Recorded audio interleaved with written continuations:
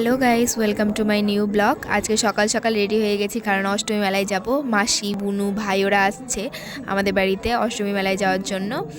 তা 6:30টার মধ্যে আমি রেডি হয়ে গেছি। তারপরে বুনু ওরা আসলো।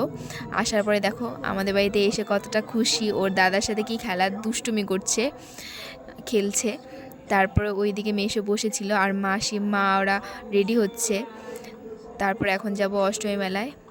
অষ্টমী মেলায় এসে দেখি প্রচণ্ড ভিড় ছিল এই ঘাটে, কারণ ভাই বোন ওরা ছিল, ভিড়ের মধ্যে স্নান করতে পারবো না, তাই ওই ঘাটে একটু হালকা ছিল, ফাঁকা। তাই ওইখানে গেলাম, গিয়ে স্নান করে দেখো এসে পড়েছি। এখন দই চিড়া খাবো, এই দিনে দই চিড়া খেতে হয়। তো দেখো মা রেডি করছে দই চিড়া, আর মাসি ওইখানে বুনুকে একটু মুছিয়ে দিচ্ছে, আবার এদিকে একটু বসিয়ে রেখেছে কারণ দুষ্টুমি করছিল, বোতল দিয়ে বসিয়ে রেখেছে। কি হাসি, ওরা হাসিটা কি নিষ্পাপ।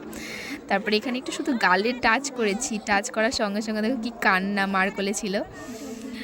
এই দেখো ঠাকুরটার মুখটা কি সুন্দর, মায়ের মুখটা আমার খুব ভালো লেগেছে, কিন্তু ওই পাশে ভিডিওটা করতে পারিনি ঠাকুরের, প্রচণ্ড ভিড় ছিল, বুনু কোলে ছিল।